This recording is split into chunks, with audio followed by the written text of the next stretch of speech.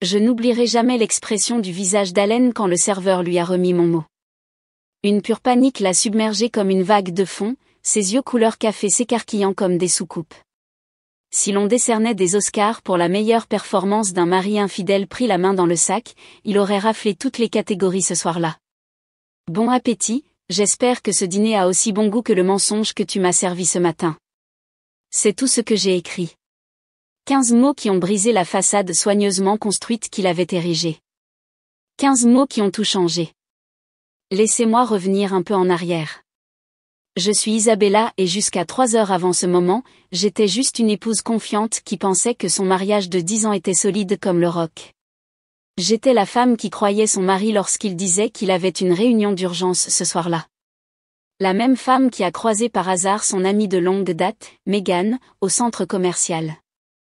Megan m'a regardée avec cette pitié indubitable dans les yeux quand elle a dit « Je suis tellement désolée, Isabella. » J'ai vu Allen faire une réservation chez Bellini pour ce soir. Il n'était pas seul. Je me souviens être restée là, figée, comme si on venait de m'annoncer que la gravité n'existait plus.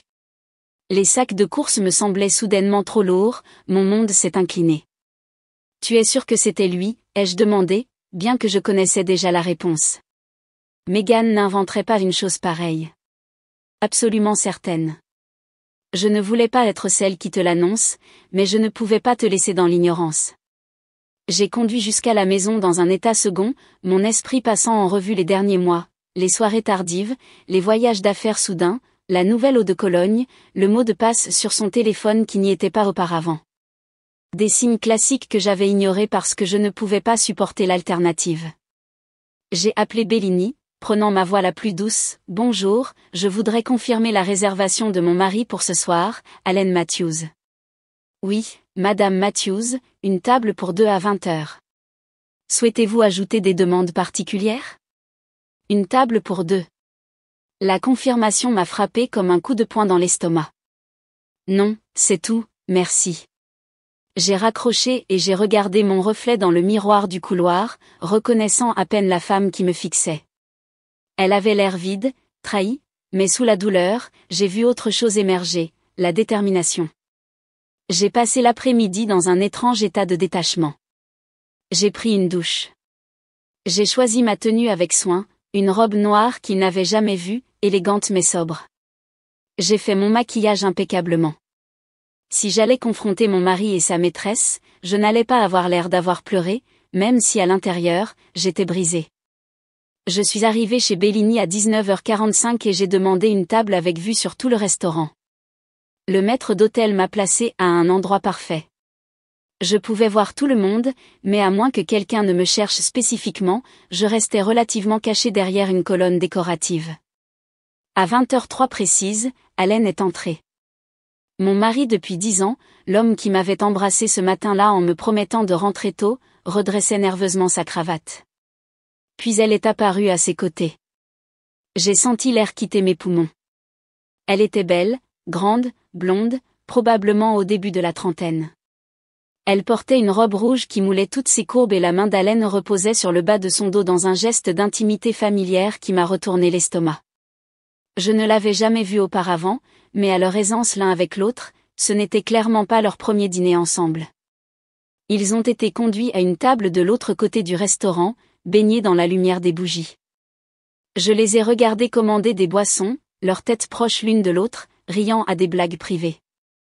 Allen a tendu la main par-dessus la table pour prendre la sienne, la portant à ses lèvres dans un geste qu'il me réservait autrefois. Le bracelet de tennis en diamant à son poignet a capté la lumière, un bracelet qui ressemblait étrangement à celui qui manquait sur notre relevé de carte de crédit conjoint le mois dernier. La dépense professionnelle qu'il avait expliquée si facilement. Chaque cellule de mon corps voulait se précipiter là-bas, renverser leur table et créer la scène que cette trahison méritait. Mais quelque chose de plus profond, de plus froid, a pris le dessus.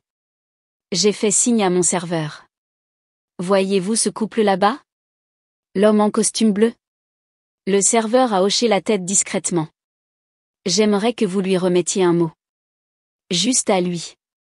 Et si possible, j'aimerais observer sa réaction. » Le serveur, Dieu le bénisse, a semblé comprendre immédiatement. Le regard entendu dans ses yeux me disait que ce n'était pas la première fois qu'il était enrôlé dans des affaires aussi délicates.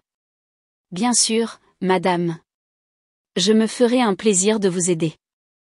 J'ai pris le petit bloc-notes de mon sac à main et j'ai écrit ces 15 mots fatidiques. J'ai plié le papier soigneusement et les remis au serveur avec un généreux pourboire. Ce qui s'est passé ensuite a été comme regarder un film au ralenti. Le serveur s'est approché de leur table, s'est penché et a discrètement placé le mot plié à côté de l'assiette d'Allen. « Pour vous, monsieur », je l'ai entendu dire. Allen avait l'air confus, puis il a déplié le papier. J'ai vu son visage se transformer, confusion, reconnaissance, horreur, en l'espace de 3 secondes. Sa tête s'est levée brusquement, ses yeux balayant frénétiquement le restaurant. La femme en face de lui disait quelque chose, clairement préoccupée par son changement soudain de comportement. Ses mains tremblaient tellement qu'il a renversé son verre d'eau. La femme a tendu la main pour le stabiliser, mais il s'est retiré, cherchant toujours désespérément dans la salle. C'est alors que je me suis levée et que je l'ai laissé me voir. Nos regards se sont croisés à travers le restaurant bondé. À ce moment-là, j'ai senti quelque chose se briser définitivement en moi, mais aussi quelque chose d'autre naître, quelque chose de plus fort.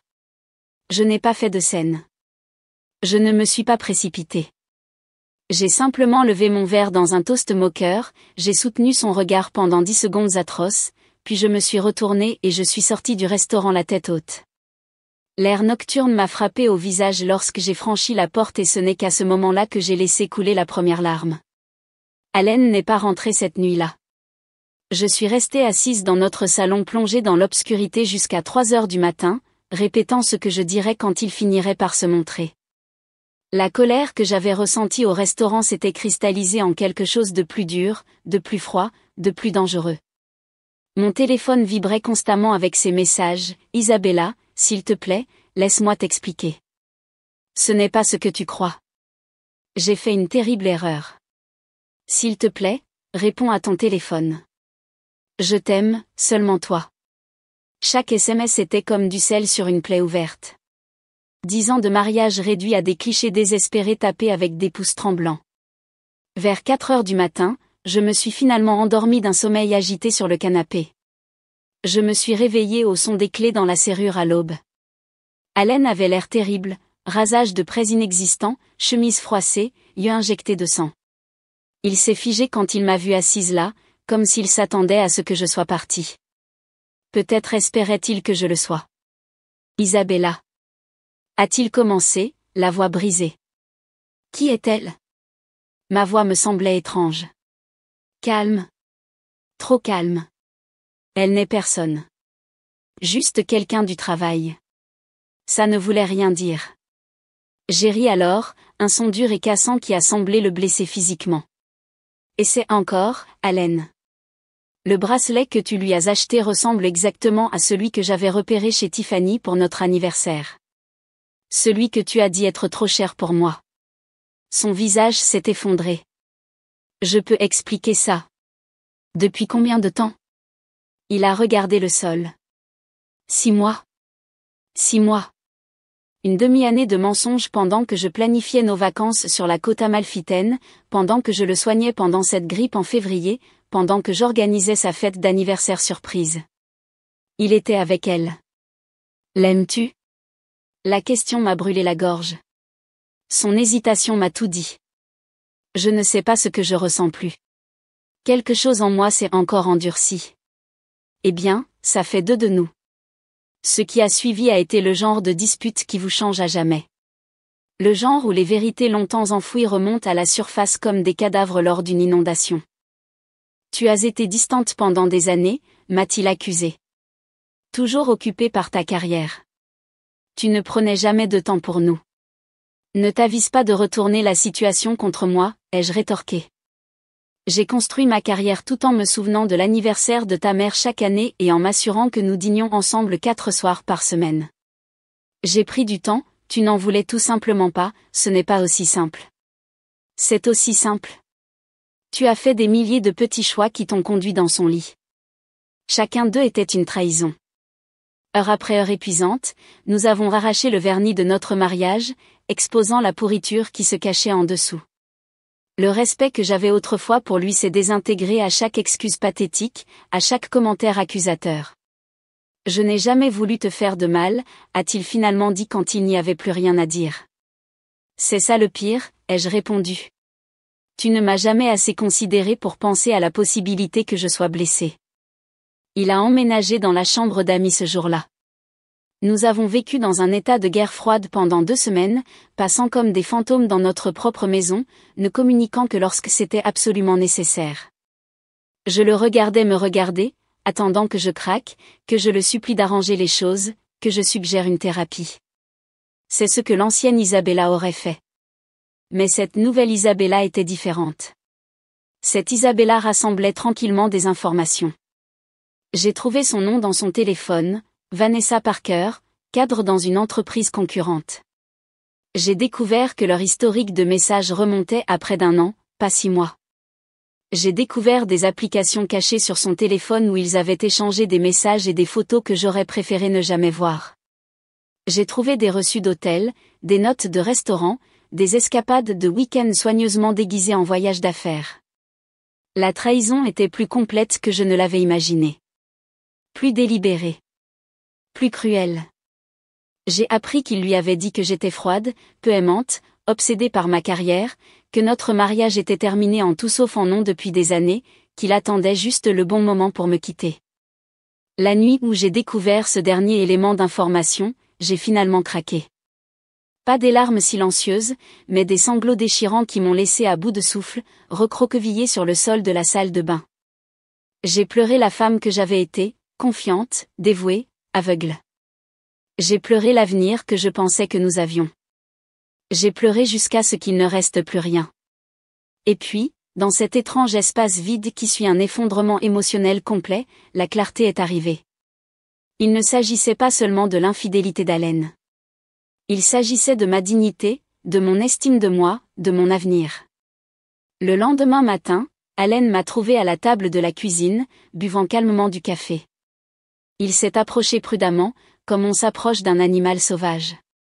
Isabella, j'ai réfléchi. Peut-être que nous pourrions essayer une thérapie. Je l'ai regardé. Vraiment regardé. Et je n'ai pas vu l'homme que j'avais aimé pendant une décennie, mais un étranger. Un lâche qui avait mené une double vie et qui se démenait maintenant pour maintenir son existence confortable. Je pense qu'il est trop tard pour ça, ai-je dit tranquillement.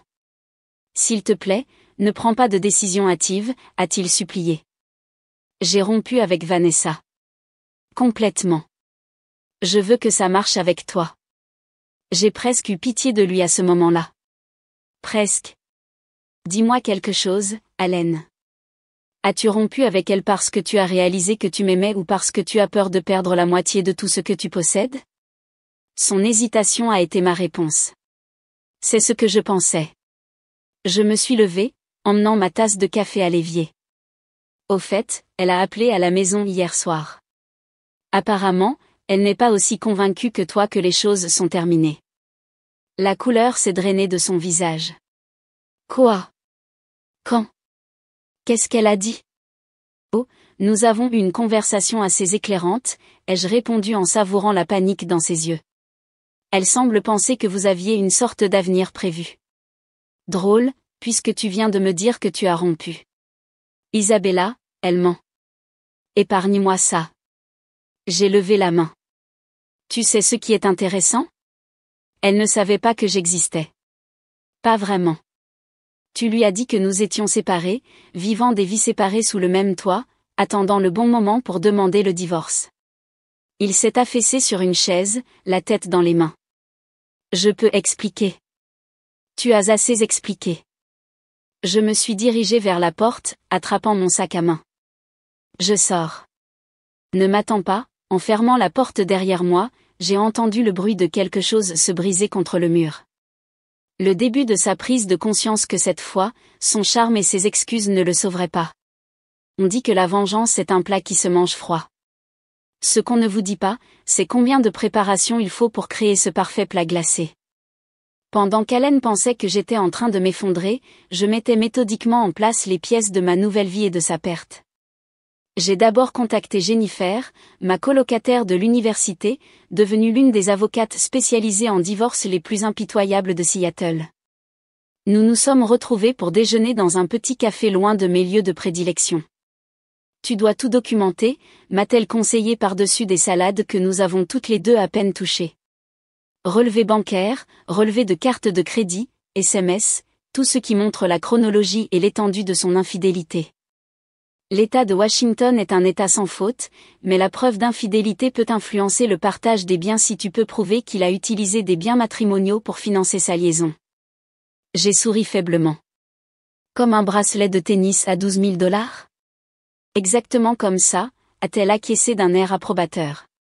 Et Isabella, ne quitte pas la maison, peu importe à quel point c'est inconfortable. Cela peut compliquer les réclamations de biens. Ce soir-là, j'ai créé un nouveau compte email et j'ai commencé à me transférer des captures d'écran, des photos de reçus, des relevés bancaires, construisant méticuleusement mon dossier. Chaque nuit, après qu'Allen se soit endormie, je me glissais dans son bureau à domicile et photographiais des documents, téléchargeais des relevés, copiais des fichiers. J'ai découvert des comptes offshore dont je n'avais jamais eu connaissance, des investissements réalisés à mon insu, un schéma de tromperie financière qui allait de pair avec sa trahison émotionnelle. Mais la découverte la plus importante est survenue 3 semaines après l'incident du restaurant. En cherchant dans de vieux documents fiscaux dans notre débarras, j'ai trouvé un dossier intitulé « Acquisition Méridian, privé ». À l'intérieur se trouvait une série de documents décrivant le plan d'Allen pour orchestrer une prise de contrôle hostile d'une petite entreprise, Meridian Technologies, en utilisant des informations privilégiées obtenues grâce à sa relation avec Vanessa, qui travaillait pour la société mère de Meridian. Je me suis assise sur mes talons, le cœur battant. Ce n'était pas seulement de l'infidélité. Il s'agissait d'espionnage industriel, d'une activité potentiellement illégale qui pourrait détruire non seulement son mariage, mais aussi sa carrière et sa réputation. J'ai soigneusement photographié chaque page, puis j'ai remis le dossier exactement comme je l'avais trouvé. Le lendemain, j'ai appelé mon frère Michael, qui travaillait pour la SEC. J'ai besoin d'un conseil juridique hypothétique, ai-je dit lorsqu'il a répondu. Ce sont mes conversations préférées avec les membres de ma famille, a-t-il répondu d'un ton sec. Vas-y, j'ai décrit la situation sans nommer de nom, décrivant les documents que j'avais trouvés. La voix de Michael est devenue sérieuse. Isabella, si ce que tu décris est exact, cette personne pourrait faire face à de graves accusations de fraude boursière. La SEC prend ce genre de délit d'initié extrêmement au sérieux. De quel genre de sanctions parlons-nous? Amende substantielle, accusation criminelle potentielle selon l'étendue, fin de carrière définitive dans la finance, peine d'emprisonnement possible. Il a marqué une pause. Pourquoi poses-tu ces questions hypothétiques très spécifiques? Juste des recherches pour un roman que j'envisage d'écrire, ai-je menti sans hésiter. Merci pour ton éclairage. Forte de ces nouvelles informations, j'ai commencé à élaborer un plan en 3 volets. Premièrement, la protection financière. J'ai tranquillement transféré la moitié de nos économies communes sur un nouveau compte à mon nom uniquement, un montant que je pouvais légalement justifier comme étant ma part des biens matrimoniaux. J'ai consulté un conseiller financier pour protéger mes propres investissements et mon crédit. Deuxièmement, l'influence professionnelle. J'ai compilé un dossier sur les activités d'espionnage industriel d'Allen. Non pas pour le soumettre aux autorités pour le moment, mais pour le garder en réserve. L'option nucléaire. Troisièmement, et c'est la partie qui m'a procuré une satisfaction sinistre, j'ai organisé une rencontre avec Vanessa. J'ai choisi un bar d'hôtel tranquille en centre-ville. Un terrain neutre. Elle est arrivée avec 15 minutes de retard, se glissant dans la banquette en face de moi avec un mélange de défi et de curiosité sur le visage. Je n'étais pas sûre de devoir venir, a-t-elle dit en faisant signe au serveur pour une boisson. Pourtant, vous voilà, ai-je répondu en l'étudiant de près. Elle avait l'air plus jeune, sa confiance plus fragile qu'elle ne l'avait paru au restaurant. Que voulez-vous, Isabella? Me menacer? Me dire de rester loin de votre mari? Il y avait un défi dans sa voix, mais aussi de l'incertitude. J'ai légèrement souri. En fait, je voulais vous remercier. Cela l'a prise au dépourvu. Me remercier? Pour m'avoir montré qui est vraiment Allen avant que je ne perde plus de temps avec lui. J'ai pris une gorgée de mon martini. Que vous a-t-il dit de notre mariage? Elle s'est déplacée mal à l'aise. Il a dit qu'il était terminé en tout sauf en nom. Que vous étiez pratiquement colocataire. Que vous étiez concentré sur votre carrière et que vous ne vous souciez plus de lui. J'ai hoché la tête. Et les chambres séparées? Le divorce imminent? Laissez-moi deviner, vous attendiez juste le bon moment. Une lueur de doute a traversé son visage. Oui. Saviez-vous que nous avons renouvelé nos vœux l'année dernière à Hawaï? Que nous essayons d'avoir un bébé ce printemps? Ce n'était pas vrai, mais j'avais besoin de voir sa réaction. Son visage a pâli. Ce n'est pas possible. J'ai sorti mon téléphone, lui montrant des photos de notre récent dîner d'anniversaire, du week-end à Vancouver il y a 2 mois, de la carte de Noël où nous avions tout l'air d'un couple heureux. Il nous a menti à toutes les deux, Vanessa. La différence, c'est que j'ai arrêté de le croire. Elle a regardé les photos, puis a levé les yeux vers moi. Pourquoi me montrez-vous cela? Que voulez-vous? Je me suis penchée en avant. Je veux que vous compreniez avec qui vous êtes vraiment impliqué. Pas seulement un tricheur, mais quelqu'un qui utilise les gens. Vous ne savez rien de notre relation. Je sais qu'il utilise les informations que vous fournissez sur Meridian pour orchestrer une prise de contrôle qui entraînera probablement des licenciements massifs, y compris probablement le vôtre, ai-je dit d'un ton neutre, observant le choc se répandre sur son visage. Ce n'est pas. Il ne ferait pas ça. Il le ferait. Et il le fait. J'ai vu les documents. J'ai pris une autre gorgée de ma boisson. Je ne suis pas ici pour me battre avec vous pour Allen. Vous pouvez la voir. Bien que je soupçonne qu'il vous laissera tomber aussi une fois qu'il aura obtenu ce qu'il veut. Je suis ici parce que les femmes devraient se prévenir les unes les autres des prédateurs. Sa main tremblait lorsqu'elle a attrapé son verre de vin. J'ai besoin de réfléchir. C'est beaucoup à digérer. Prenez tout le temps dont vous avez besoin. J'ai posé une carte de visite sur la table entre nous. Mon numéro personnel est au dos.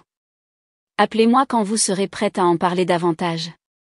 Alors que je me levais pour partir, elle a levé les yeux vers moi, la confusion et la colère se disputant dans son expression. Pourquoi m'aideriez-vous? J'ai réfléchi un instant. Parce qu'Allen nous a fait du mal à toutes les deux. Et parce que je crois au karma. En sortant de ce bar, j'ai ressenti un étrange sentiment de pouvoir revenir.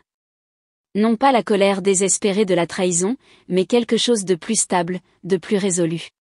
Cette nuit-là, j'ai dormi profondément pour la première fois depuis des semaines.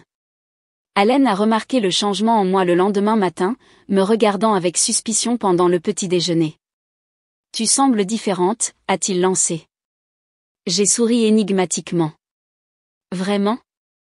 Je n'avais pas remarqué. » Il a étudié mon visage, essayant de lire ce qui se passait derrière mes yeux. « Isabella, j'ai beaucoup réfléchi à nous, à ce qui s'est passé. Garde ça pour quelqu'un qui s'en soucie encore, Allen, » l'ai-je coupé doucement, presque gentiment. J'ai une journée chargée. En sortant, j'ai aperçu mon reflet dans le miroir du couloir. Épaule droite, tête haute, une lueur de détermination dans les yeux. La femme qui me regardait n'était plus brisée. Elle était prête. 3 jours plus tard, mon téléphone a sonné avec un numéro inconnu. Quand j'ai répondu, la voix de Vanessa est venue, calme mais résolue. « Je suis prête à parler », a-t-elle dit. « Et j'ai quelque chose que vous devriez voir. » Les pièces de mon plan se mettaient en place, une par une. Je devais juste être patiente encore un peu. La réunion trimestrielle du conseil d'administration de Matthews Financial Advisors était prévue pour 10 heures un mardi pluvieux de septembre. Allen avait fondé l'entreprise 12 ans auparavant, la faisant passer d'une petite exploitation à l'une des sociétés de gestion de patrimoine les plus respectées de Seattle. Cette réunion particulière devait présenter sa présentation sur l'acquisition de Meridian. Le couronnement de sa carrière. Je le savais parce qu'Allen avait travaillé obsessionnellement sur la présentation pendant des semaines, murmurant souvent pour lui-même à propos de « conclure l'affaire » et de « moment décisif pour sa carrière ». Il n'avait aucune idée que j'étais au courant de ce qu'il planifiait ou que j'avais préparé ma propre surprise. Ma rencontre avec Vanessa 2 jours plus tôt avait été éclairante. Après notre conversation initiale au bar de l'hôtel, elle avait mené sa propre enquête et découvert qu'Allen l'utilisait exactement comme je l'avais suggéré.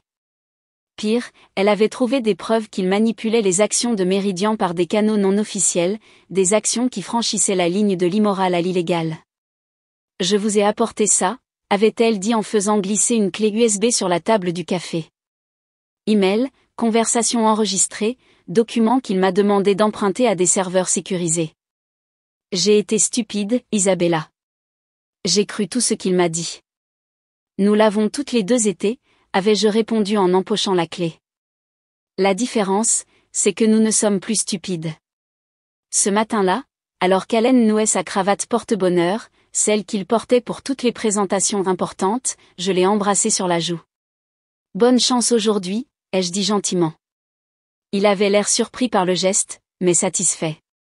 Merci. Ça signifie beaucoup que tu sois aussi encourageante, compte tenu de tout.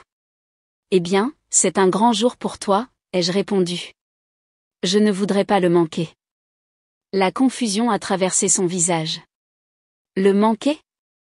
Tu ne participes pas à la réunion du conseil d'administration ? J'ai souri. En fait, si. Ne t'inquiète pas pour venir me chercher, j'ai quelques courses à faire d'abord. Je te rejoindrai là-bas. Avant qu'il ne puisse répondre, je suis sortie, le laissant me regarder avec une inquiétude croissante.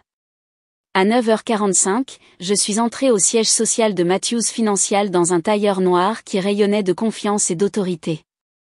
La réceptionniste m'a immédiatement reconnue. Madame Matthews. Ça fait longtemps qu'on ne vous a pas vu ici. Merci, Angela. Je crois qu'ils m'attendent dans la salle du conseil. Oui, madame. Dois-je vous y accompagner ? Pas besoin, je me souviens du chemin, alors que je traversais les couloirs familiers, les employés me saluaient avec des sourires surpris. J'avais été une présence régulière dans les premiers temps de l'entreprise, avant qu'Allen ne suggère qu'il était plus professionnel que je reste à l'écart.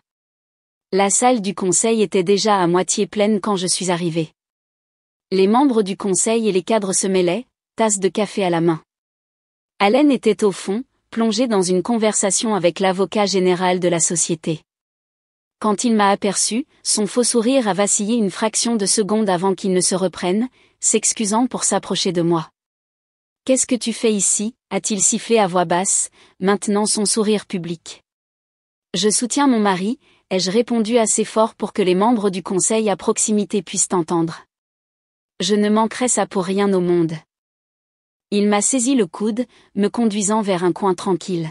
« Isabella, ce n'est ni le moment ni l'endroit pour ce que tu prépares. » Préparer ? Je suis juste là pour regarder ta grande présentation. Mon sourire n'a pas vacillé. À moins qu'il y ait une raison pour laquelle tu ne veux pas que je sois là. Avant qu'il ne puisse répondre, le président du conseil a ouvert la réunion. Allen a été contraint de prendre place à la table tandis que je m'asseyais sur l'une des chaises le long du mur, calme et attentive. La première heure de la réunion s'est déroulée normalement, rapport financier, analyse de marché, projection pour le trimestre à venir. Allen s'est visiblement détendu au fur et à mesure que la réunion progressait sans incident, me lançant de temps en temps des regards avec une inquiétude décroissante. Finalement, le président s'est tourné vers lui.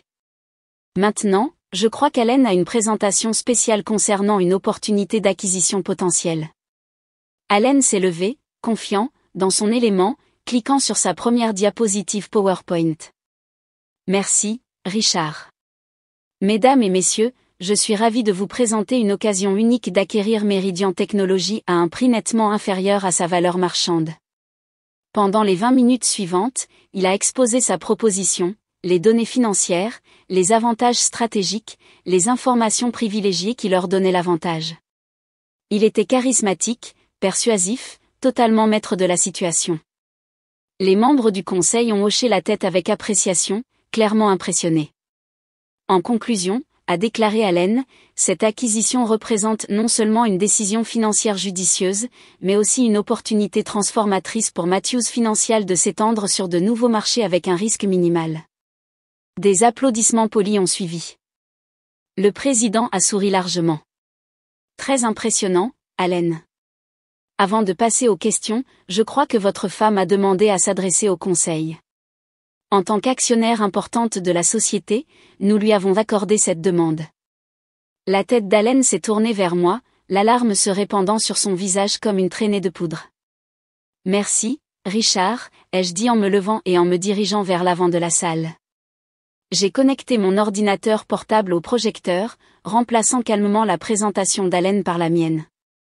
En tant qu'épouse d'Allen, et comme mentionné, actionnaire importante de cette société, je me sens obligée de porter à l'attention du Conseil des informations préoccupantes avant que toute décision ne soit prise concernant l'acquisition de Meridian.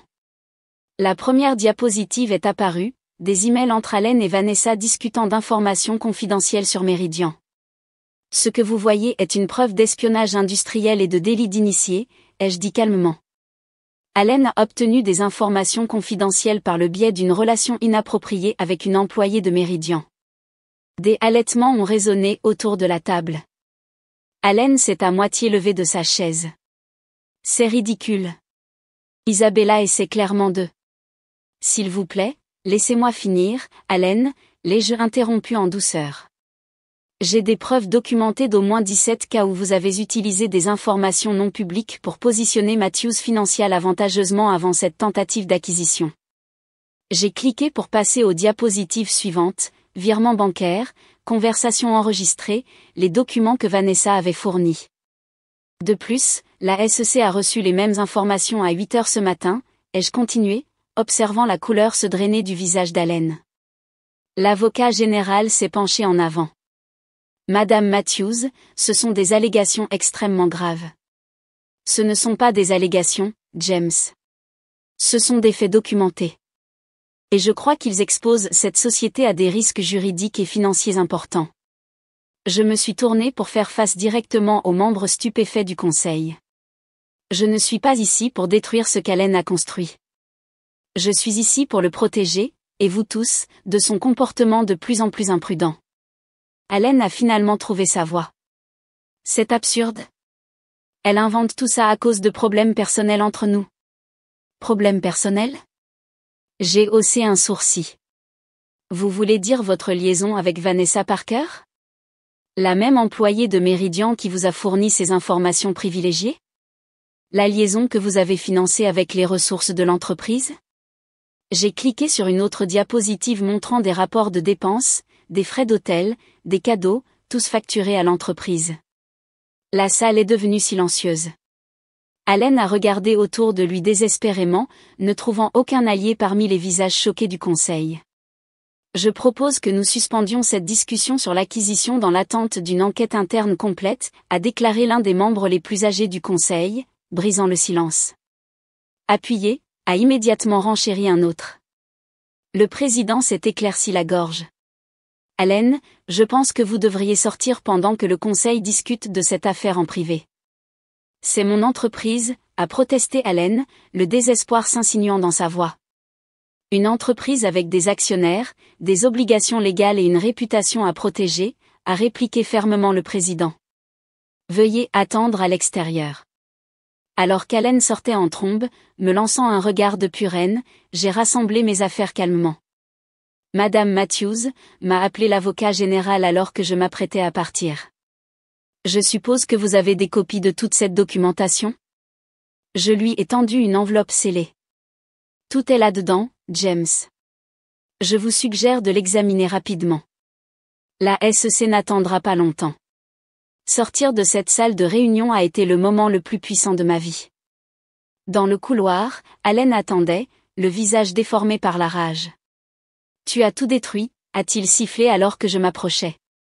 Était-ce ton plan depuis le début ? De m'humilier ?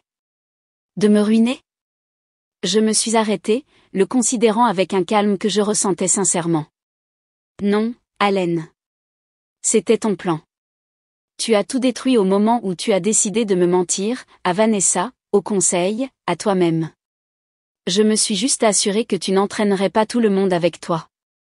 Ils ne prouveront jamais rien, a-t-il dit, mais l'incertitude s'était glissée dans sa voix. J'ai légèrement souri. Vanessa a gardé des traces de tout, Allen. De tout. Elle coopère pleinement avec la SEC. C'est fini.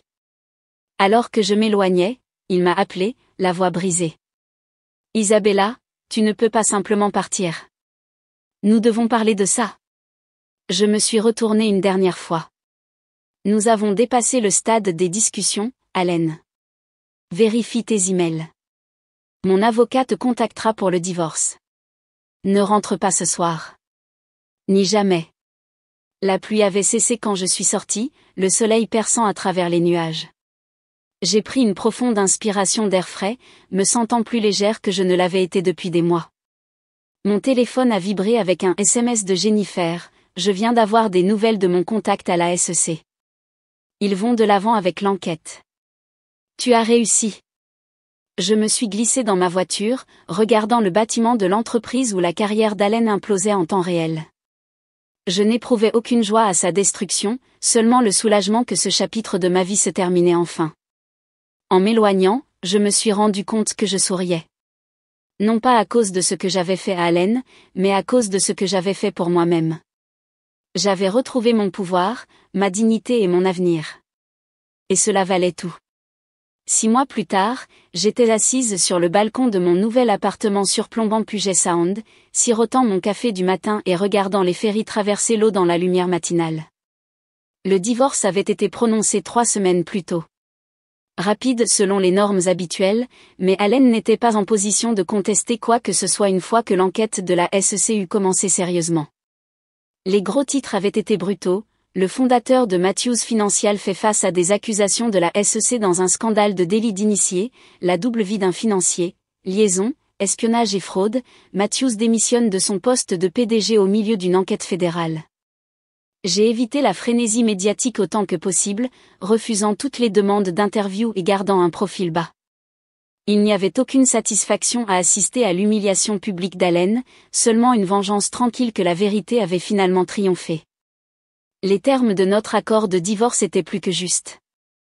J'ai pris seulement ce qui était légalement mien, la moitié de nos biens matrimoniaux, moins les fonds qu'il avait dépensés pour Vanessa, plus une petite participation dans l'entreprise, qui était maintenant dirigée par le conseil d'administration jusqu'à ce qu'un PDG permanent puisse être nommé. Allen lui-même faisait face à de multiples accusations fédérales et avait été libéré sous caution en attendant son procès. Selon des amis communs, il avait vieilli de 10 ans en 6 mois. Hanté, diminué, une ombre de l'homme confiant que j'avais épousé. Je me sentais étrange en pensant à lui maintenant. Non pas avec la douleur brûlante de la trahison, mais avec une sorte de tristesse détachée pour ce qui aurait pu être, pour ce que nous avions perdu, pour qui je pensais qu'il était. Mon téléphone a sonné avec un SMS de Vanessa, je viens de terminer ma déposition à la SEC. Je pensais que tu devrais le savoir. Ils m'ont offert l'immunité pour une coopération totale. C'est enfin fini. Vanessa et moi avions développé une alliance improbable à travers cette épreuve. Pas une amitié exactement, mais un lien forgé dans le creuset d'une trahison partagée. Elle avait déménagé à Chicago pour prendre un nouveau départ et je lui souhaitais bonne chance. J'ai répondu par SMS, félicitations. Il est temps pour nous deux d'aller de l'avant. Aller de l'avant. Cela avait été mon mantra ces derniers mois. Ne pas oublier, ne pas prétendre que la douleur n'avait pas eu lieu, mais refuser de la laisser définir mon avenir. J'avais commencé à travailler comme consultante pour de petites sociétés d'investissement, utilisant mon expérience en finance d'une manière qui me semblait significative. J'avais renoué avec de vieux amis, recommencé à peindre, une passion que j'avais abandonnée des années auparavant quand Allen avait suggéré que ce n'était qu'un passe-temps. La semaine dernière, j'avais même accepté un dîner avec un professeur de littérature que j'avais rencontré lors d'un vernissage. La soirée avait été agréable, confortable. Pas une romance bouleversante, mais un doux rappel que mon cœur n'était pas fermé à jamais. Ma thérapeute disait que c'était un progrès.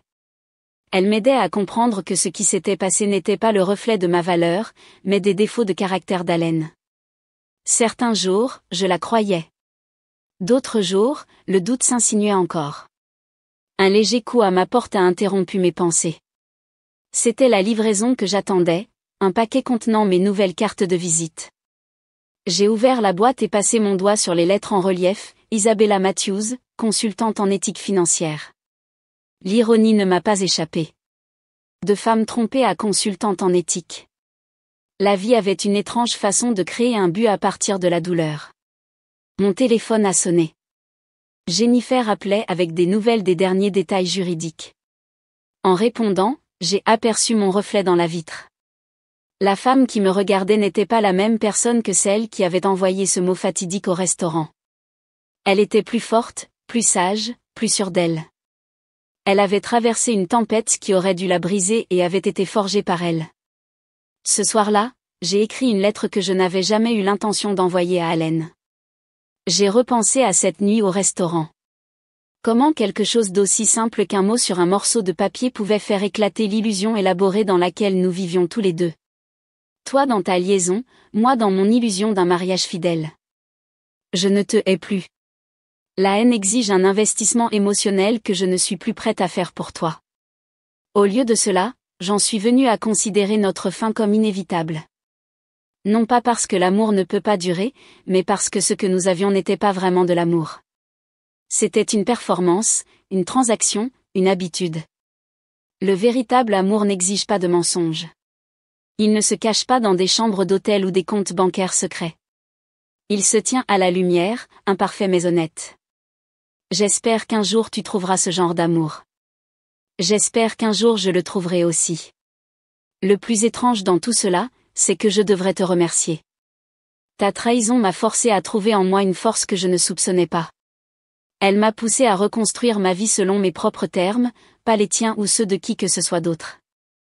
Alors je suppose que ce que je veux dire, c'est que ce mot que je t'ai envoyé a changé nos vies à jamais. Et malgré tout, je ne le reprendrai pas. Au revoir, Allen. Isabella. J'ai plié la lettre et l'ai placée dans le tiroir de mon bureau. Un dernier acte pour tourner la page. Dehors, les lumières de Seattle scintillaient alors que le crépuscule s'installait sur l'eau. J'ai enroulé une couverture autour de mes épaules et regardé le ciel passer du violet au bleu profond, puis au noir étoilé.